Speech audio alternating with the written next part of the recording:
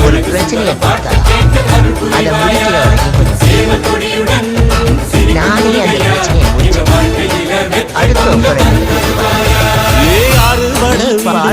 முருகனுக்கு அரோகரா அப்பானுக்கு பாடம் சொன்ன சுப்பனுக்கு அரோகரவும் பேர சொல்லி உனக்கு வந்து எங்க முன்ன முருகிய வேண்டி நின்றோம்